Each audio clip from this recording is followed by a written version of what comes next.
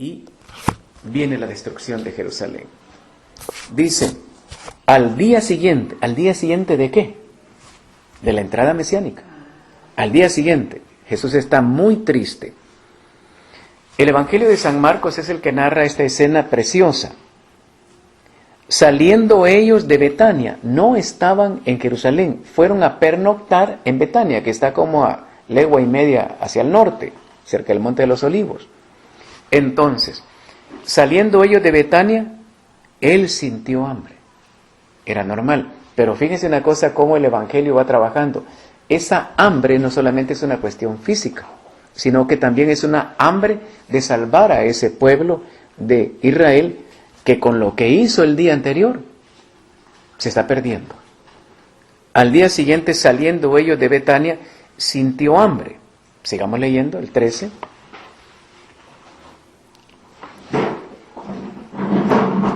Y viendo de lejos una higuera con hojas, fue a ver si encontraba algo en ella. Acercándose a ella, no encontró más que hojas. Es que no era tiempo de higos. Esta es palabra de Dios.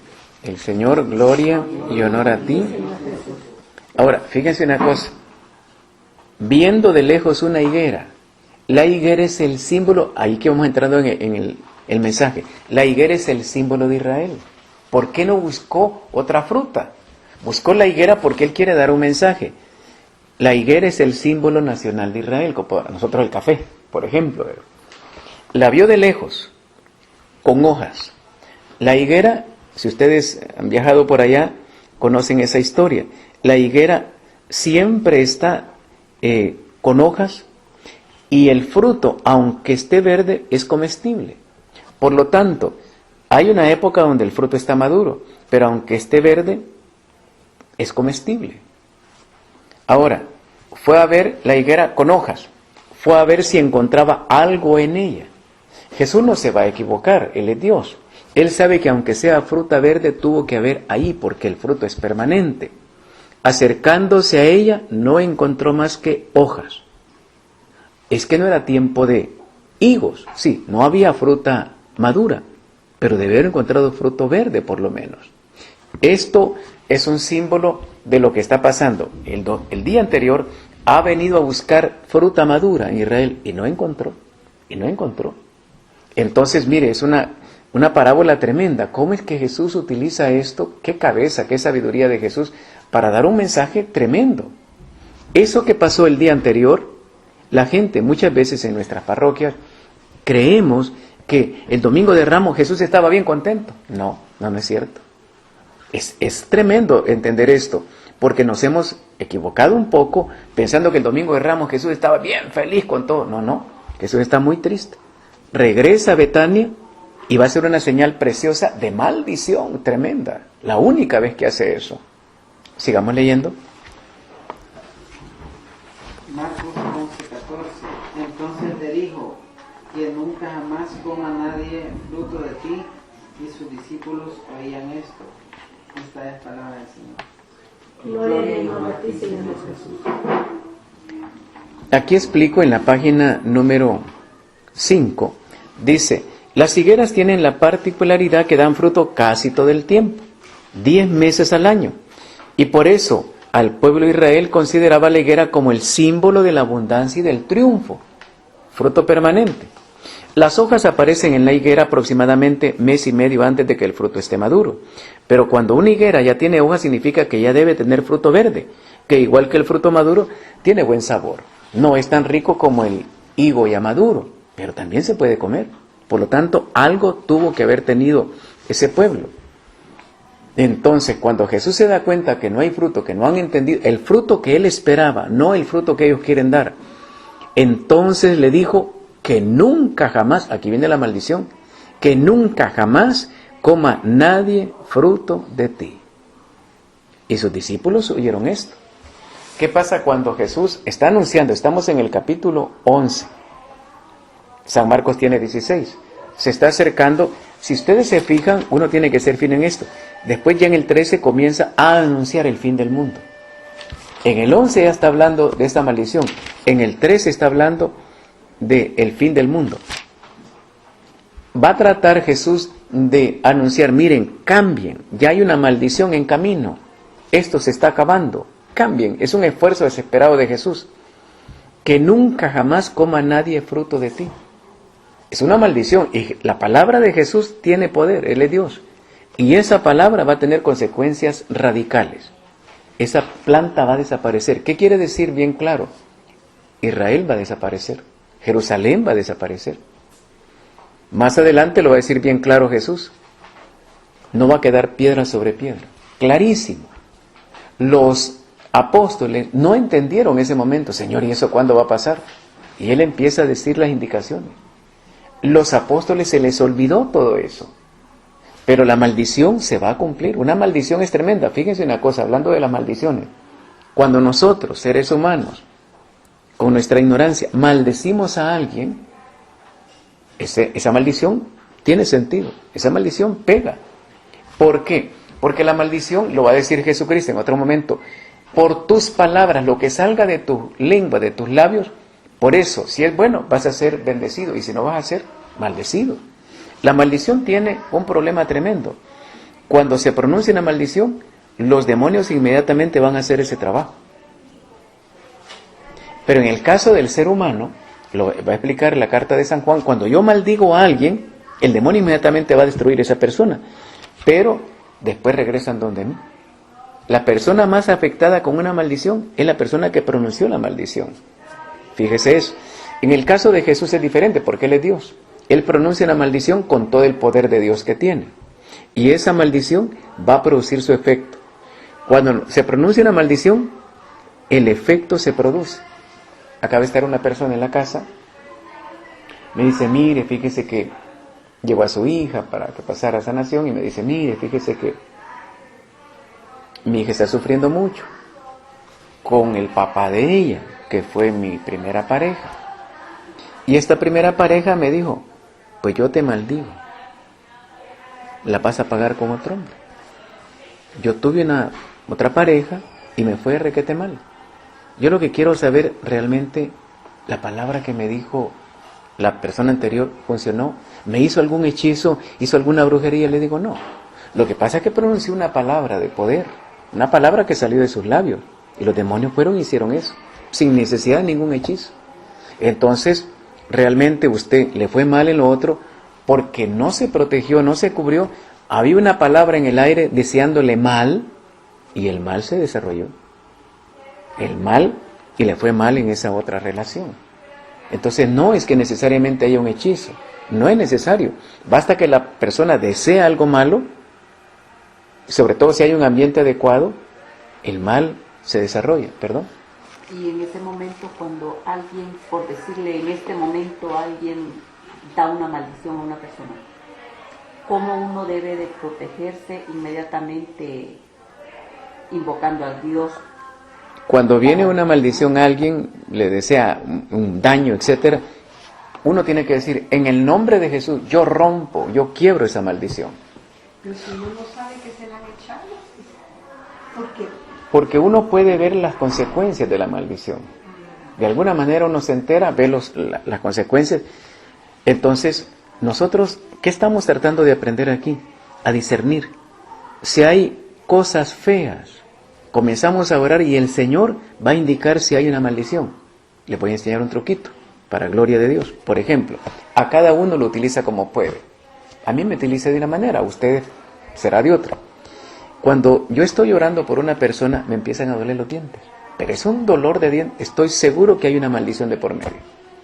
Entonces, le digo a la persona, mire, tenga cuidado con las palabras que salen de sus labios. O con una maldición que ha venido sobre usted. Segurísimo. Entonces, ¿qué comienzo a hacer yo? Quebrar esa maldición. Pero lo más probable es que esta maldición tenga años. Por ejemplo, puede ser que de niña la maldijeron a la mamá, por ejemplo. Llegan personas, miren, mi mamá me maldijo, me dijo que las iba a pagar con mi hijo y la estoy pagando cabalito. ¿Por qué ha sufrido eso? Innecesariamente. Si hubiéramos sabido que eso se corta, inmediatamente que se lanza la maldición, yo la corto en el nombre de Jesús. Y no pasa nada. ¿Qué pasa si me quedo con la maldición? Eso me pasa llevando. Entre más tiempo pase, más daño ha hecho. Eso se puede revertir porque Dios tiene poder. El nombre de Jesús quiebra todo. Pero mientras eso no suceda, la maldición va caminando. Sin necesidad de hechizo, no, es el poder que tiene la palabra de cada uno de nosotros. Sobre todo si una mamá maldice a uno de sus hijos, es terrible. Eso se pronuncia. Pero es más grande Dios. Si nosotros, en el nombre de Jesús, yo rompo, yo quiebro esa maldición, hasta ahí llegó. Hasta ahí llegó. Si viniera, primero Dios que no, pero si viniera entrando un demonio en este momento aquí, y viniera diciendo, malditos, los voy a destruir, uno de nosotros tiene que decir, en el nombre de Jesús, rompemos esa maldición. Y hasta ahí llegó. Hasta ahí llegó. Es increíble cómo eso tiene poder, el nombre de Jesús. Qué pena que... ¿Decirlo con la mente o en voz alta? No, el demonio, gracias por su pregunta, Margarita, el demonio no puede leer el pensamiento. Entonces yo lo digo mentalmente, se puede, pero si tuviera un crecimiento tal que con solo el pensamiento yo puedo expulsar al demonio, pero ese es un crecimiento, lo normal es que él lea, escuche. El espíritu, el demonio en este caso, tiene un oído finísimo y es muy inteligente, más que nosotros. Entonces basta que yo lo diga con movimiento de labios, demonio, vete en el nombre de Jesús, y se va, porque él lo entendió, él tiene un oído finísimo y lee. Entonces mire, Cuando ando rezando no es necesario. No, yo no Sí. sé, grita, pero yo siempre de verdad, mira, en el nombre de Jesús yo los ato, los mando por Y se va, y se va, mire. Si quieren, yo le digo a la perrita que empecemos cuando usted me puso así a limpiarla. Ajá, precioso. Hay personas que me dicen, mire, le dije que se fuera y no se fue. ¿Cómo lo hizo? Le dije, demonio, yo te ordeno, vete de aquí. Si usted no tiene poder, hermano, dígalo en el nombre de Jesús. Es increíble, la clave es en el solo el nombre de Jesús. Mire, no tienen nada que hacer. En el nombre de Jesús yo ato espíritu de enfermedad, espíritu de bendición, espíritu de lujuria, los ato y los mando al espíritu de enfermedad. Las dos cosas. Y nunca más vuelvan aquí. Perfecto, es completa. Porque ya me ha pasado, uno va aprendiendo a veces por ignorancia. Cuando yo expulso un demonio y no le digo a dónde se va, se mete en la persona que está a la par. Él es bien listo, él es bien listo. Dice que yo hasta ahora, hasta aquí que hemos aprendido con usted, de verdad, uno nunca en la iglesia me enseñaban estas cosas, ¿verdad? Ni se hablaba. Ni se hablaba. Entonces, pero está en la Biblia. En el nombre, sí. En el Vete nombre de a los yo pies de hago lo que Jesús. usted quiera atar. Al primer sagrario. Porque fíjese que a veces ellos preguntan, en el primer sagrario, porque ellos preguntan, ¿a dónde me vas a enviar? Si yo no sé a dónde lo envío, se mete por ahí, en cualquiera que esté cerca. Uno, en el nombre de Jesús, yo expulso, no. Expulso, y si tiene, Y que se vaya a los pies de ahí se vaya a los pies de Jesús en el primer sagrario. No le quedó ninguna. Para que no vaya pasando por un montón de sagrarios y antes vaya haciendo un montón de daño. No le queda otra opción. Él obedece increíblemente. Mire, son cosas tan sencillas, se lo he enseñado a niños de 7 años y le funciona. A mí me sorprende también. A los niños de 7 años, si un niño de 7 años lo pudo hacer, ¿por qué no lo hacemos nosotros? Tenemos un poder en nuestras manos que no lo utilizamos por ignorancia. Por ignorancia. Entonces, aquí vemos, claro, Jesucristo está dando una maldición y el poder de Dios es definitivo. Lo interesante es que los discípulos oyeron eso. Nunca habían oído a Jesús maldecir. Esa es una maldición. Nunca más coma nadie fruto de ti. Se le acabó todo el tiempo. Sigamos leyendo ahora el 20.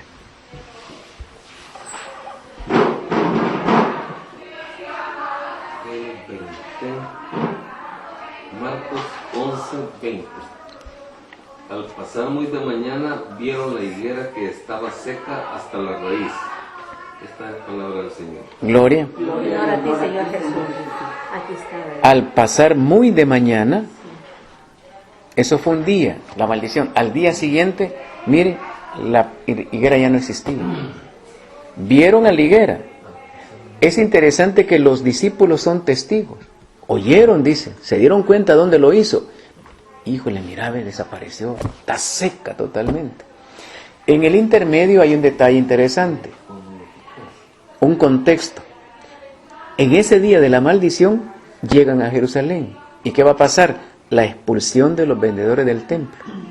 Esa señal que hizo con la higuera, ahora la va a hacer directamente con el templo. ¿Y qué está haciendo? Sacando a ese montón de gente, le volcó las mesas, dice, del dinero que estaban, porque era un dinero fraudulento. El problema era, Fíjense cómo habían llegado al soborno, la corrupción. El ser humano es así.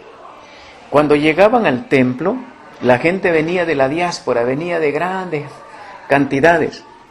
Llegaban al templo con sus ovejitas y le decía, mira, aquí traemos la oveja para el sacrificio.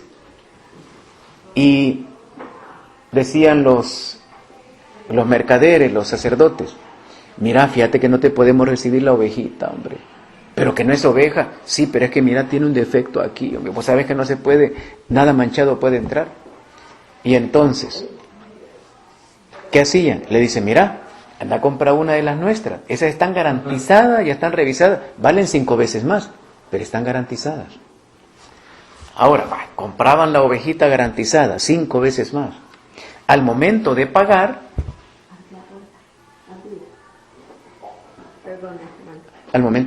había otro problema. Decía, no te podemos recibir el dinero, porque ese dinero pagano. Tiene que ser dinero del templo. Y entonces, ¿cómo hago? Anda que te lo cambien allá. Y en el cambio le robaban más plata. Era un negocio horrible, ¿verdad? Entonces la gente había que pagar 5 veces más por la oveja y además le robaban todavía en el cambio de la moneda. Entonces Jesús, que se da cuenta, si se fijan, lo primero que hace es darle vuelta a ese dinero fraude. ¿Qué es lo que hace? ¿A Jesús le gustan las trampas? No, le dio vuelta a la mesa porque ese dinero era mal habido. Y lo estaban haciendo en el templo, eso es lo peor. Y lo estaban haciendo los sacerdotes, eso es lo peor. Eso es lo peor. Yo platicaba con uno de esos dirigentes que están ahí en la lucha y le decía, me sorprende, ¿por qué la iglesia, los sacerdotes y los obispos, por qué no han sacado esto? Debieron haber hecho procesiones alabando a Dios de antes, cuando comenzó la campaña política, antes de las elecciones, preparando para que no hubiera desórdenes. Mire, les cuento, murió ayer una hermana, murió una hermana que era la copastora de una comunidad, Paula Salazar, una señora de 80 años, murió de un derrame cerebral. Una gente muy, pero muy pobre. La llevan al Hospital San Rafael, platiqué con la hija, que es la pastora de la comunidad, una mujer muy, muy sencilla, trabaja de empleada doméstica en una casa, con eso mantiene a la mamá y a la hija, y me dice, ¿sabe lo que me dijeron?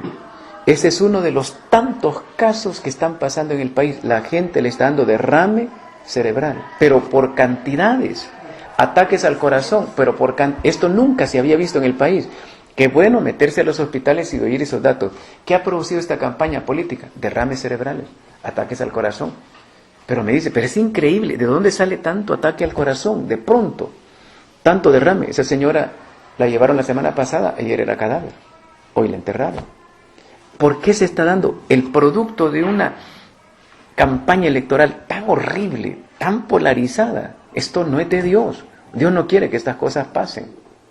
Entonces, mire, toda esa corrupción, ¿y quién la permitía en este momento? Los sacerdotes del templo. Entonces, ¿Dios qué hace? Le da vuelta a esa mesa, sacó a los animales también, porque los animales, el gran negocio que estaban haciendo con las bestias esas. Pero qué lindo Jesús, cuando llega donde las palomas, no golpeó a las palomas, ¿qué culpa tienen las palomas? Tampoco agarró los canastos y les dio vuelta, dijo, y me sacan esto de aquí. Cuando yo me enojo, tengo que imitar a Jesús. Mi enojo tiene que ser por la gloria del Padre y un enojo medido. No agarró las ovejas y las tiró y las mata. ¿Qué culpa tienen las palomas? En cambio, a los hombres sí les dio vuelta el dinero. ¿Por qué? Porque ellos eran culpables. Y les dio vuelta. La gran pregunta es, ¿con qué autoridad haces esto? No está escrito, mi casa será llamada casa de oración para toda la gente, pero ustedes la tienen hecha una cueva de bandidos. Clarísimo Jesús. Se enteraron de esto los sumos sacerdotes, los escribas, y buscaban cómo podrían matarle. Se les estaba terminando el negocio. ¿Por qué lo iban a matar? Y lo mataron por eso, por el negocio. Qué terrible. Jesús quiere que la gente cambie, que no utilice a Dios. Mire, cuánta gente utiliza a Dios, aún en las campañas políticas. Aún en las campañas utilizamos a Dios. No entramos en conversión, no, utilizamos a Dios, las imágenes, los nombres, etcétera, etcétera. Le tenían miedo, por eso no lo capturaron a Jesús. Al atardecer salió afuera de la ciudad. Ese gesto primero con la higuera Ahora lo va a hacer directamente para que entendamos nosotros. Ese gesto de la higuera tiene que ver con el templo directamente. Allá maldijo a la higuera, que es el símbolo nacional de Israel. Ahora se va al templo directamente y hace lo mismo. ¿Qué está diciendo con ese gesto? Este negocio se acabó.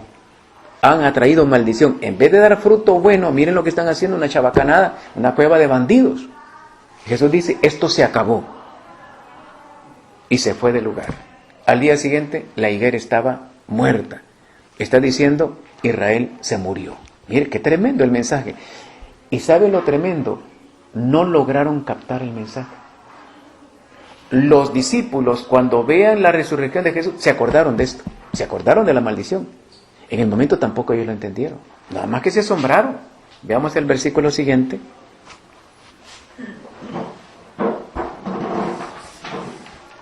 Marcos 11:21. Pedro recordándolo, le dice, Rabí, mira la higuera que maldijiste, está seca. Esta es palabra del Señor. Gloria. Y honor a ti, Señor Jesús. Siempre Pedro tiene esa chispa. Los demás como que se quedaron solo observando. Pero Pedro, a nombre del grupo, hace una reflexión. Y la reflexión es increíble. Cómo Pedro hablaba, pero muchas veces metía la patota, ¿eh? Pedro, recordándolo, el hecho, recordando la maldición, lo dice bien claro.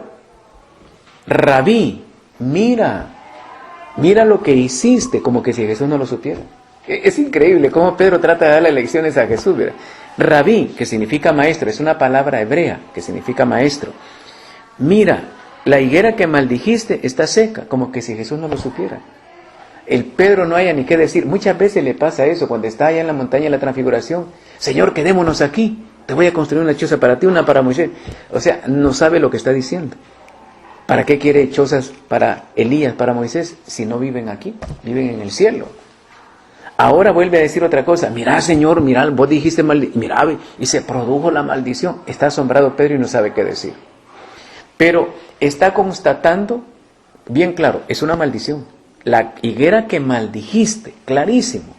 No es una palabra nada más de ofensa. No, es una maldición en regla. La higuera que maldijiste está seca. Al día siguiente, ¿qué quiere decir eso al día siguiente? No va a tardar mucho tiempo en que esto sea destruido. Yo hoy cuando leo la Biblia, digo, ¿cómo es que aquellos que se podían la Biblia en memoria no entendieron el mensaje? Les está advirtiendo con anticipación, mire, de un día para otro esto va a desaparecer. ¿Qué significa un día para otro? Ya no hay más tiempo. Les está diciendo esto, arrepiéntanse. Les está diciendo, han convertido la casa de mi padre en una cueva, ya no lo hagan. Esto se va a terminar. Dios no quiere, no viene de pronto a destruir Jerusalén. Ha dado un montón de señales, advertencias, llamadas de atención. No quisieron entender. La gran pregunta, ¿y nosotros vamos a entender? Nos está dando señales también. Miren, no quiero corrupción. Miren, ustedes no son la mayoría. Miren, aquí están mitad y mitad. Respétense los dos. Es un mensaje tremendo. Mire, qué elección más empatada. No importa quién gane, pero es empatada. Aquí no manda, no hay mayoría. Aquí los dos están mit y mit. Respétense los dos son mis hijos. Es un mensaje clarísimo. Y si no, pao, pao. Miren, después entonces yo vengo contra los dos. El mensaje es clarísimo. Los dos son mis hijos, aquí va a mandar uno, pero el otro tiene que contar con el otro. Porque están mitad y mitad prácticamente. Es un mensaje tremendo. Y si no, porque han convertido la casa de mi padre en una cueva de bandidos. Los dos. Qué tremendo el mensaje. Para decirlo ahora. Mire, y si no, mire, de un día para otro esto desaparece. Si no, el chaparatique va a ser erupción de verdad. Ya solo está temblando por ahí, pero viene un sopapo bueno. Mejor arrepiéntanse ahora. El Señor todo el tiempo está dando señales así. Le dice un día a Santa Catalina de Siena, hija, ¿sabes por qué la gente se queja de mí? Les envío el granizo, se quejan de mí. Les envío lluvia, les envío sequía. Y todo lo hago porque no los quiero destruir. Ellos en vez de convertirse, dicen, ese Dios si fuera buena gente no nos enviara el granizo. Y es una llamada de atención que les estoy haciendo. Y en vez de convertirse, reniegan más, por eso los destruyo. No lograr entender la voz de Dios son maneras que tiene Dios de hablar. Esta elección no puede. La iglesia no lo está haciendo, con todo el respeto. Los obispos no lo están haciendo ni los sacerdotes. Deberían estar analizando, mire, esto que está pasando es un mensaje clarísimo. Aquí, mitad y mitad. Aquí no es uno sobre el otro, no. Dios nos ama a todos, punto, se acabó. Por lo tanto, unámonos, hombre, trabajemos unidos, somos hermanos, hijos del mismo Dios. Es un mensaje clarísimo, y si no, mire, la destrucción viene. No quiero hacerlo. Sigamos. Marcos 11:22. Jesús le respondió: tengan fe en Dios. Esta es palabra del Señor. Gloria. ¿Por qué dice esa frase Jesús? Una frase que pareciera que Jesús no se da el taco. Sí, se dan cuenta que yo tengo poder. Va, pues va. No, ese no es Jesús. Mire Jesús con lo que sale. Tengan fe en Dios. No dicen Él. No dicen Él. Mire qué lindo Jesús, la humildad de Jesús. O sea, ¿se dan cuenta? Tengan fe en mí. No. Jesús no se jacta, no se envanece con lo que acaba de hacer. Un líder auténtico nunca se cree la mamá de Tarzán. No, ya perdiste. No, mire, tengan fe en Dios. Qué lindo Jesús. ¿Qué les está diciendo? ¿Saben por qué lo pude hacer? Porque tengo fe en mi Padre. Si ustedes tuvieran fe en el Padre, también podrían hacer esto. Si tuvieran fe de verdad, las maldiciones no vendrían, no les calarían. Entonces, ¿cuál es la gran razón, el gran mensaje de Jesús? Tengan fe en Dios, no en los hombres. Qué pena, yo estaba viendo, no me gusta hablar de política porque respeto a los dos grupos, que Dios los bendiga a los dos, pero me llamó la atención cuando un candidato de esos dos que están ahí dijo: gracias a ti ganamos, y pone así, y yo me quedé viendo. Si hubiera dicho gracias a Dios ganamos, seguro que gana.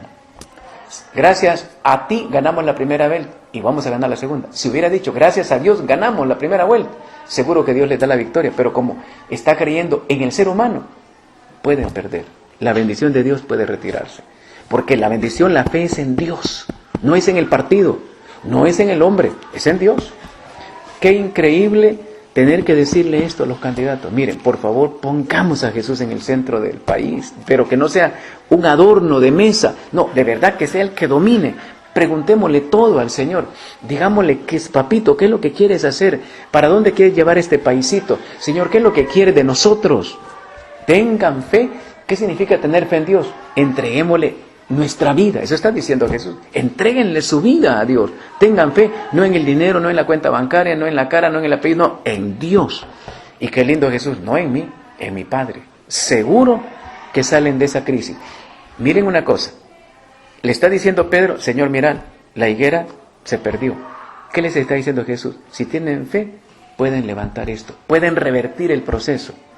Esa higuera se perdió, se los estoy avisando. Jerusalén va a perder. Pero si ustedes se agarran con la fe en el Padre, seguro que el Padre, Nínive, Jonás, seguro que el Padre se arrepiente y ya no los destruye. Es precioso, pero no quisieron entender o no pudieron entender. Sigamos. Yo les aseguro que quien diga a este monte: quítate y arrójate al mar, y no vacile en su corazón, sino que crea que va a suceder lo que dice, lo obtendrá. Esta es palabra del Señor. Gloria. Mire qué precioso, qué gran maestro. Ahora va a explicar qué es fe, porque uno no tiene idea de lo que es fe. Dice: yo les aseguro, está hablando él, el yo significa Dios.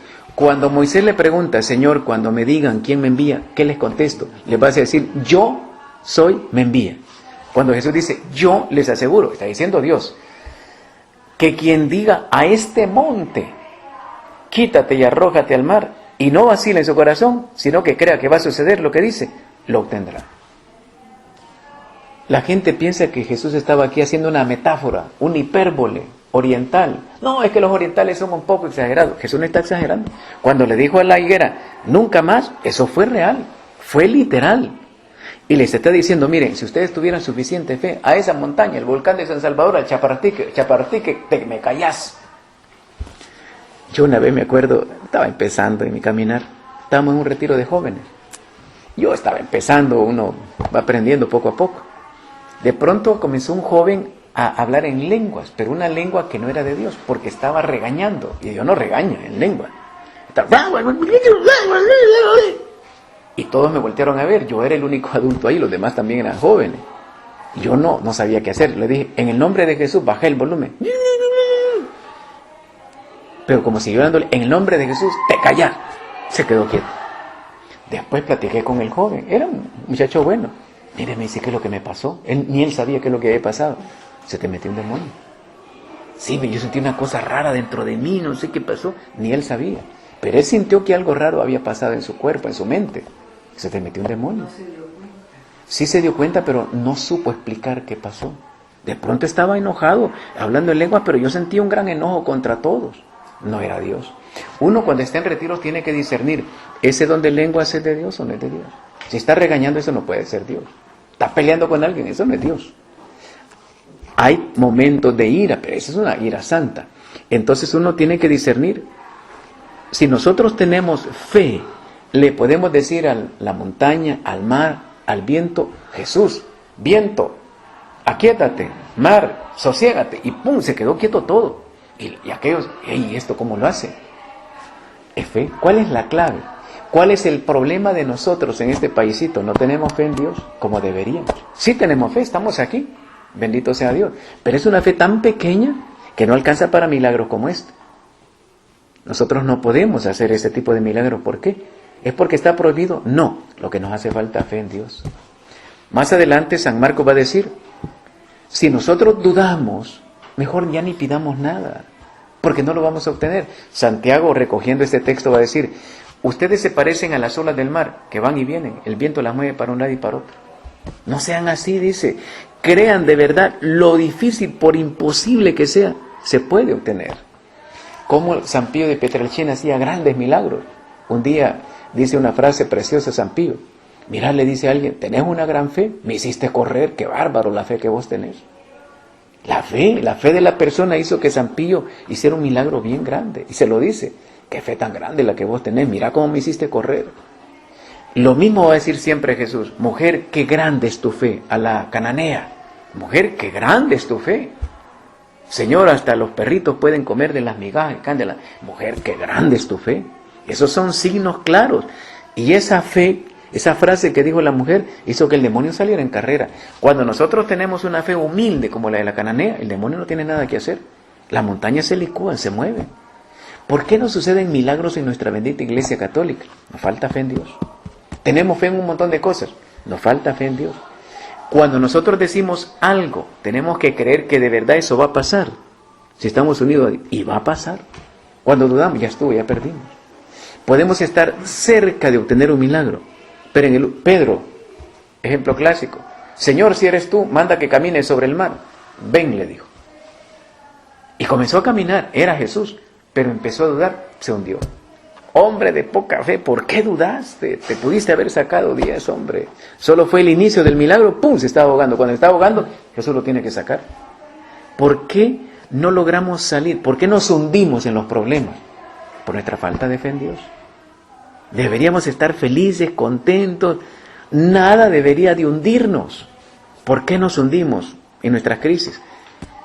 No lograr entender que Dios está siempre en todo lo que nos sucede.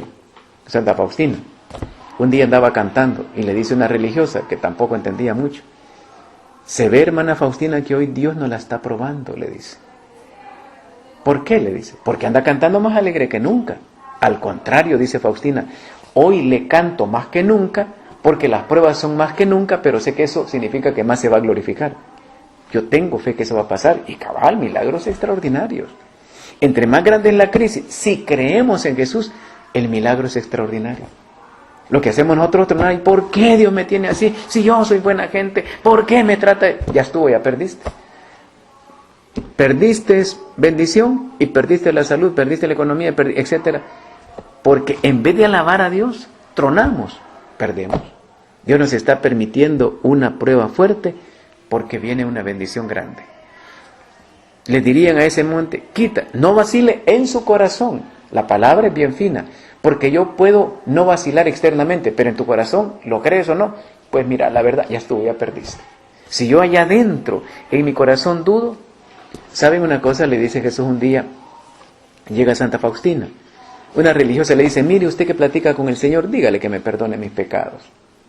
Y Faustina, bien mandada, se fue, mira, Señor Jesús, fíjate que una religiosa dice que le perdone los pecados. Y Jesús le contestó, dile que no son los pecados los que me duelen, sino la duda de que yo tengo poder para perdonarlo. Dile que la duda, eso me duele más que el pecado. Lo que le duele más a Jesús de nosotros es la falta de fe. Más que nuestras propias ofensas, es la falta de fe en que Él nos puede perdonar, en que Él puede hacer maravillas a través de nosotros. ¿Cuánta gente? Hermano, ¿y usted cree que Dios me perdona? Hermano, ¿cree que el Señor me escucha? Hermano, tenemos una gran falta de fe. Sigamos. Marcos 11:24. Por eso les digo, todo cuando pidan en la oración, crean que ya lo han recibido y lo obtendrán. Esta es la palabra del Señor. Gloria y honor a ti, Señor Jesús. Todo cuanto piden en la oración. Todo. No hay límite. El límite lo ponemos nosotros con nuestra falta de fe. Todo cuanto pidan en la oración, crean que ya lo han recibido y lo obtendrán. No tenemos que esperar. ¿Cuál es el problema demasiado consumista, materialista de nosotros? No, espérate, quiero ver si es cierto, pues. Ay, te vas a quedar. No. Tú le pides y cree, dalo por recibido. ¿Cómo tienen que ser nuestras oraciones? Señor, te pido la salud de mi hijo y lo doy por recibido esa salud. Seguro que el Señor lo hace, seguro. Pero bueno, Señor, yo creo que, pues quién sabe, pues no sé, ya estuvo, ya perdiste, ya no sigas, ya perdiste. Y eso en todo, no habla de dinero, no habla de emociones, no habla de salud, habla de todo. Todo cuanto pidan en la oración, crean que ya lo han recibido y lo obtendrán. Nosotros tenemos que pedir y darle gracias de una vez, Señor, tú sabes cuándo lo vas a dar, pero desde ya te doy gracias porque sé que lo voy a obtener. ¿Qué es lo que nos está fallando? ¿Cuál ha sido el secreto de todos los santos de nuestra bendita Iglesia Católica? La fe. Y no crea que nuestros santos han sido dieces en fe. San Juan Bosco un día, ya viejecito Don Bosco, se le aparece Domingo Sabio que acababa de morir. Domingo Sabio. O sea, los muertos sí pueden venir con el permiso de Dios. Pueden venir. Ahora, no siempre todos los muertos que dicen que son, realmente puede ser un demonio también, hay que ser cuidadosos. Pero en este caso venía Domingo. Y le dice, Bosco, si hubieras tenido un poquito más de fe, hubieras hecho el doble de lo que has hecho, porque eres el plan para ti. Don Bosco había hecho 836 milagros comprobados. Había logrado construir 14 iglesias más grandes que la de Don Rúa. Había editado 2 millones de libros. Había llevado 2,000 sacerdotes a la iglesia. Imagínense todo lo que Dios quería. El plan de Don Bosco, o el plan de Dios en Don Bosco era más de 1,700 milagros, 28 iglesias, 4 millones de libros, 4,000 sacerdotes. ¿Cuántas iglesias hemos construido nosotros? ¿A cuántos sacerdotes hemos llevado a la iglesia? ¿Cuántos libros religiosos hemos editado? ¿Cuántos milagros hemos hecho hasta ahora? Y Don Bosco era un hombre con una fe increíble. Como la primera iglesia, se los he comentado, la construyó con 40 centavos. Y cuando el arquitecto le dice, Don Bosco, ¿cuánto tenemos para empezar la obra? 40 centavos. Don Bosco, no estoy bromeando. Yo tampoco, dice. Es que a mí no se me ocurrió la iglesia, se le ocurrió a ella, que la pague ella. Y tenía una fe, decía, cada ladrillo de esa iglesia es un milagro de la señora. Pídale a la señora, seguro. Tenía una fe increíble. Pero sin embargo, dice, solo llegó a la mitad. Solo llegó a la mitad. Decía, pídale, en una de las prédicas de Don Bosco, dice, todo lo que ustedes necesiten, pídanselo a María. Y si no se los da, me vienen a dar la queja a mí, yo le voy a reclamar a ella. Porque hasta ahora yo nunca le he pedido nada que me lo niegue. ¿Cómo es que Don Bosco solo alcanzó la mitad? Eso, imagínense la fe de Don Bosco.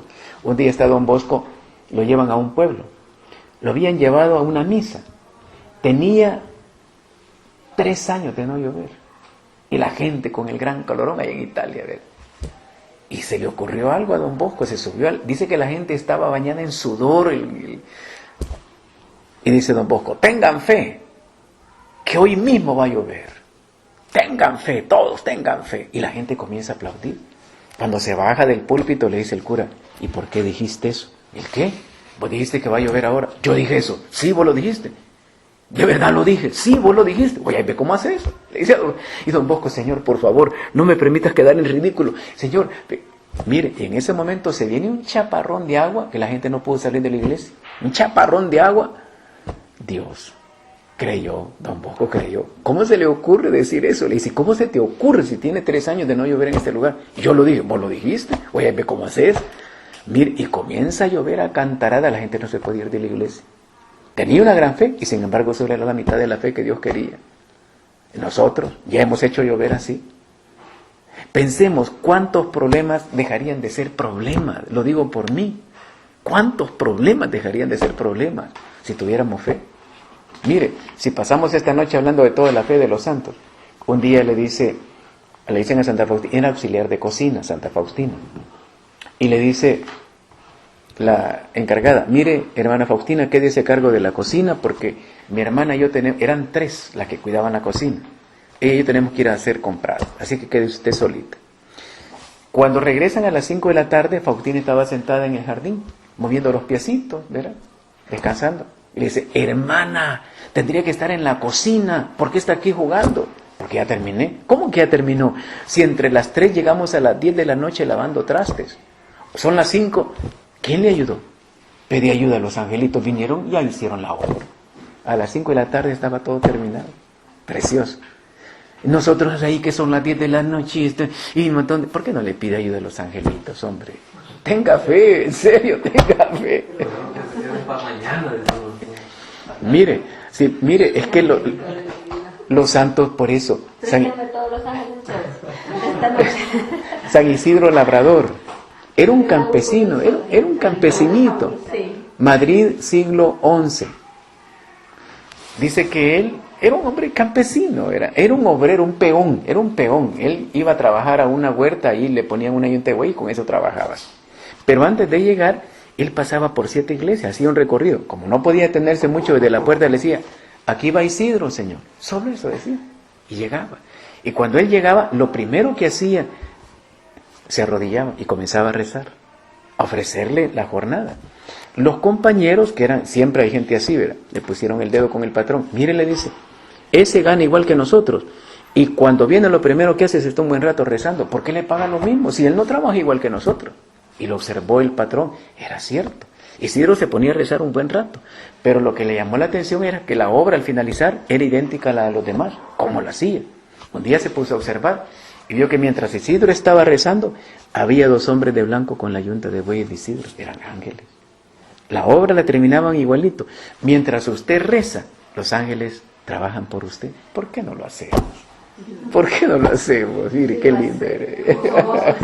Hombres de poca fe. Esa es la palabra exacta. Sí tenemos fe, pero nos falta fe. Nos falta fe.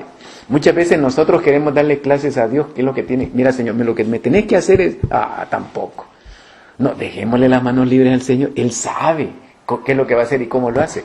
Me toca a mí lo que dijimos de Josué, alabar a Dios, y Él sabe lo que va a hacer con este paisito. No, nosotros queremos. No, mire, déjele al Señor. Si Él es sabio, Él es Dios, hombre, Él va a hacer bien las cosas. No, entonces, aténgase a las consecuencias. Mire, todos los santos han tenido esa gracia. Crecieron en fe. Don Bosco, San Vicente de Paúl, San Pío de Pietrelcina. Increíble. San Jerónimo Emiliani. Vaya a guardar esa comida. No. Vaya a repartirla entre los pobres. Pero es la comida que ha sobrado y mañana vamos a tener comida para mañana. Esta es la comida de ahora. Vaya y repártela a los pobres. Y nunca le faltó comida a San Jerónimo Emiliani. Porque usted no reza el Padre Nuestro, ahí dice, danos hoy el pan de cada día, este es el pan de ahora, esa comida que sobró, repártala, mañana le pedimos para mañana, y nunca le faltó.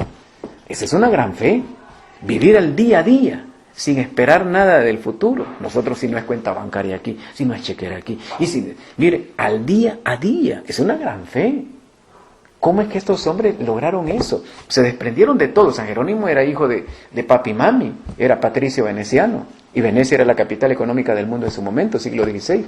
Se desprende de todo, y ahora, al día a día, ¿cómo es que logró eso? Un día dicen que San Jerónimo estaba en una montaña con unos huérfanos, el patrón de los huérfanos, y por la nevada no pudo descender al pueblo, entonces se quedaron encerrados en la cumbre de la montaña.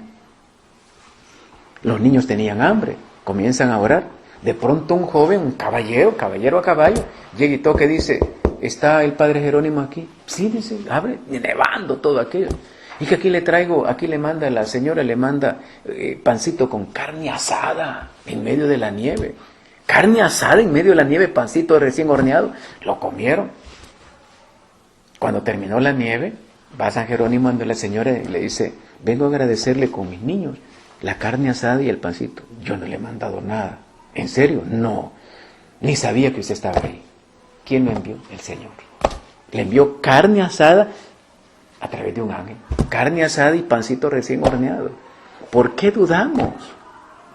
San Juan María Vianney le dice: Padre, se nos terminó el trigo. No hay pan para ni las niñas ni para los niños huérfanos. ¿En serio? Dice, todo el trigo se terminó. Sí. Vamos a ver, dice. Subió el mezanine, era de madera. Va viendo unos granitos de trigo. Sí, dice, se acabó. Bueno, oremos, dice, oremos. Arrodíense todos, vamos a rezar un Padre Nuestro. Padre Nuestro. Cuando terminó pone una estampita de una virgen ahí, de una santa. Vaya, dice, aquí que la Virgen siga rezando por nosotros. Ya rezamos nosotros, ahora que el Señor haga lo suyo. Cuando van bajando las gradas del mezanine, se oyó que el mezanine, como era, tronó. Y salen corriendo. Y estaba lleno hasta el techo de trigo. En lo que bajaron, el techo se llenó de trigo. ¿Cómo es que se logran esas cosas? Un Padre Nuestro, uno nada más, pero la fe. Le ha pasado a Santa Rosa de Lima, San Martín de Porres. Es increíble. ¿Cómo Santa Rosa de Lima? Llega el papá y le dice: hija, ¿y qué pasó con la alacena? ¿Y toda la comida? Es que vinieron unos pobres y se la regalaron. No, pero era un poquito. ¿Por qué le tuviste que regalar todo? ¿Y hoy qué vamos a comer, hija? Es que vos, papá, no, ¿cómo vas a creer? Papá, espérese, voy a rezar. Se fue el Señor bien enojado. Ella comienza a rezar y se oye un ruido en la alacena. Van a ver, estaba más llena que antes. ¿Cómo lo logró Santa Rosa de Lima? Uno dice, ¿de verdad eso? ¿Cómo logramos esos grandes milagros? Una fe. ¿Cómo se le ocurre a San Martín de Porres decirle al ratoncito: mire, hermano ratón, los sacerdotes están enojados porque ustedes se han comido las hostias. Vaya a decirle a sus hermanos ratones que vengan todos, que me los voy a llevar para otro lugar. Pero apúrese. Y sale el ratoncito corriendo. Al ratito venían todos los ratones en carrera. Va, métanse aquí. Va, nos vamos para otro lado. Yo estaba contando esa historia. Me dicen, hermana, eso en Gualdines lo habrá visto, hermano. No, hombre, en serio, pasa en serio. En Gualdines. No creemos que eso puede pasar. Ya estuvo, ya perdimos. ¿Cómo que digo que Gualdines hace esas cosas? No, en serio. Mire, por eso les digo, todo cuanto pidan en la oración, crean que ya lo han recibido y lo obtendrán. Sigamos. Vamos terminando. Marcos 11:25. Y cuando se pongan de pie para orar, perdonen si tienen algo contra alguno, para que también su Padre, que está en los cielos, les perdone sus ofensas. Esta es la palabra del Señor. Hay una condición para que esa oración sea válida, porque nosotros oramos y nos pasa esto. Uno dice, bueno, ¿qué pasó? Yo también oro, pero no sucede. Cuando se pongan de pie para orar, ¿por qué? Porque la fórmula de orar en el pueblo de Israel era de pie. No era sentado. Era de pie, porque así enseñó. De pie es el combatiente, con la mano levantada. Así oraba Moisés. Allá en el Antiguo Testamento oraba de pie, pidiendo, clamando a Dios. Cuando se pongan de pie para orar, perdonen. Esa es una gran clave. No perdonan, no van a tener nada. San Pedro en la primera carta, capítulo 3, dice: cuando oren, hagan las paces con su mujer, para que su oración no tenga obstáculo. Por eso, ahí está el problema. Entonces no es una oración que se dice nada más de cualquier modo, no. Tengo que tener limpio mi corazón. Cuando se pongan de pie para orar, perdonen si tienen algo contra alguno, para que también su Padre, que está en los cielos, les perdone sus ofensas. Entonces no es una oración mecánica, repetitiva, no, cuidado. Mire, ¿por qué no hacemos más énfasis en eso? Miren, vamos a orar, pero espérense. Cuando vamos a tomar la Eucaristía, primero es el Padre Nuestro, y la esencia del Padre Nuestro es el perdón. Para que vayamos a la Eucaristía y obtengamos todo lo que le hemos pedido, y los favores y la presencia. ¿Por qué la Eucaristía se vuelve pobre? Porque el Padre Nuestro no lo vivimos, no perdonamos. Hay gente que ve enojada, peleada en la procesión eucarística. Pues no funcionó, al contrario, un pecado más. Entonces, la fe es creer realmente que voy a obtener aquello que todavía ni he visto, pero creo en la persona de Jesús y creo que sí me lo va a dar. Pero si tengo rencores, no va a pasar nada. La fe no puede cohabitar con el rencor. Y una cosa tremenda, este país está lleno de grandes rencores, ¿Cómo va a valer una misa? ¿Cómo va a valer una procesión? ¿Cómo va a valer una vigilia, un retiro?